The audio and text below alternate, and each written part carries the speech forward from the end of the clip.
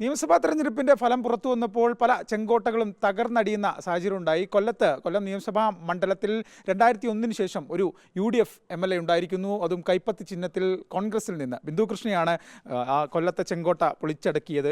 ഈ നിയമസഭാ തെരഞ്ഞെടുപ്പിൽ ഒക്കെ തന്നെ വലിയൊരു മുന്നേറ്റം UDF ഉണ്ടാക്കിയിട്ടുണ്ട്. അപ്പോൾ ബിന്ദു കൃഷ്ണയുടെ വ്യക്തിപരമായി വന്നു കഴിഞ്ഞാൽ ഇതുവരെ ഇടത് വോട്ടുകൾ പലയിടങ്ങളിൽ മത്സരിച്ചു, എല്ലാ സ്ഥലത്തും പരാജയമായിരുന്നു. പക്ഷേ ഇവിടെ ഒരു ഇടത് വോട്ട് അട്ടിമറിച്ചിരിക്കുന്നു. അതും 16,000 പരം വോട്ടുകൾക്കാണ് ആ ഒരു വിജയം. എങ്ങനെ കാണുന്നു?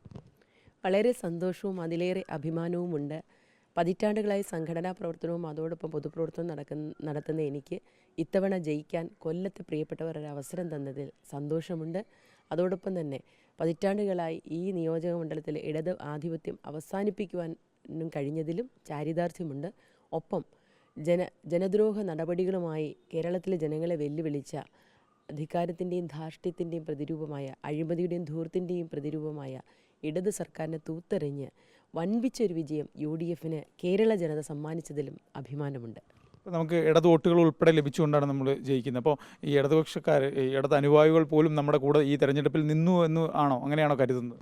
തെരഞ്ഞെടുപ്പ് പ്രചാരണ സമയത്തും അതിനുശേഷമുള്ള കാത്തിരിപ്പിൻ്റെ സമയത്തും കൊല്ലം നിയോജക മണ്ഡലത്തിലൂടെ യാത്ര ചെയ്യുമ്പോൾ പ്രിയപ്പെട്ടവർ, താങ്കൾ സൂചിപ്പിച്ചതുപോലെ കമ്മ്യൂണിസ്റ്റ് അനുഭാവികളും വ്യത്യസ്ത രാഷ്ട്രീയ പ്രസ്ഥാനങ്ങളിൽപ്പെട്ടവരുമൊക്കെ തന്നെ അത്തരത്തിൽ പിന്തുണ നൽകിയിട്ടുണ്ട് എന്ന് അറിയിക്കുമ്പോൾ അതും ഏറെ സന്തോഷകരമാണ്.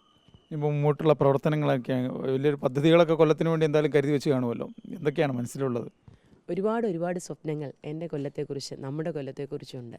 പ്രകൃതി കനിഞ്ഞു നൽകിയ ഒരുപാട് അനുഗ്രഹങ്ങളുള്ളൊരു നാടാണ്. ജില്ലയുടെ തലസ്ഥാന മണ്ഡലമാണ്. പക്ഷേ അതിനൊക്കെ പുരോഗതികളും അതുപോലെയുള്ള കാര്യങ്ങളൊന്നും തന്നെ കൊല്ലത്തിനില്ല. അതിനൊരു വലിയ മാറ്റം ഉണ്ടാകണം. എല്ലാവരുടെയും സ്വപ്നങ്ങൾക്ക് പരമാവധി പിന്തുണ കൊടുത്തുകൊണ്ട് അവരുടെ സ്വപ്നങ്ങൾ നടപ്പിലാക്കിയെടുക്കാൻ, എൻ്റേതുൾപ്പെടെ കൊല്ലത്തെ വോട്ടർമാരുടെ സ്വപ്നങ്ങൾ നടപ്പിലാക്കിയെടുക്കാനുള്ള നിരന്തരമായ പ്രവർത്തനവുമായി മുന്നോട്ട് പോകും. ഇപ്പോൾ നമ്മൾ പരിശ്രമിച്ചു കഴിഞ്ഞാൽ നമുക്ക് ഏത് കോട്ടകളും പൊളിച്ചടക്കാൻ പറ്റും. ഇല്ലെങ്കിൽ നമുക്ക് നിരന്തര പരാജയം ഉണ്ടായാലും വിജയം സാധിക്കുന്നുള്ള ഒരു ഉദാഹരണം കൂടിയല്ലേ ചേച്ചിയുടെ ജീവിതത്തെ ചേച്ചി എങ്ങനെയാണ് കാണുന്നത്? കാരണം ഒരു തെരഞ്ഞെടുപ്പ് വിജയം എന്ന് പറഞ്ഞ ഒരു രാഷ്ട്രീയക്കാരനെ സംബന്ധിച്ച് വലിയ പ്രധാനപ്പെട്ട ഒരു കാര്യം കൂടിയാണ്. ആദ്യകാലങ്ങളിലൊന്നും ഞാനങ്ങനെ കരുതിയിരുന്നില്ല. തെരഞ്ഞെടുപ്പ് വിജയമാണ് മാത്രമാണ്. കാരണം കർമ്മം ചെയ്യുക എന്നുള്ള ഒറ്റ ആംഗിളിൽ നിന്നുകൊണ്ട്, അല്ലെങ്കിൽ കർമ്മങ്ങൾ ചെയ്തുകൊണ്ടേയിരിക്കും. തെരഞ്ഞെടുപ്പ് പരാജയം വന്നാലും തൊട്ടടുത്ത നിമിഷം ഇറങ്ങി അടുത്ത പ്രവർത്തനങ്ങളുമായി മുന്നോട്ട് പോകും.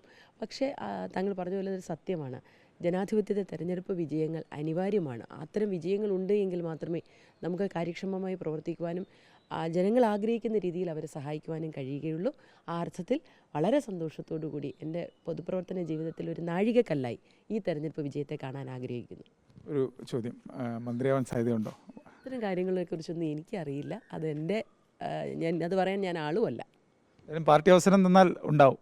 അതിനെക്കുറിച്ചൊന്നും പറയുന്നില്ല. ഇപ്പോൾ കൊല്ലം നിയമസഭാ മണ്ഡലത്തിൽ എന്നെ തെരഞ്ഞെടുത്ത ജനങ്ങളോട് പരമാവധി അവർ ഇങ്ങോട്ട് കാണിച്ച സ്നേഹം അതിൻ്റെ ഇരട്ടിയായി തിരിച്ച് നൽകുക എന്നുള്ളത് മാത്രമാണ് ഇപ്പോഴുള്ളത്.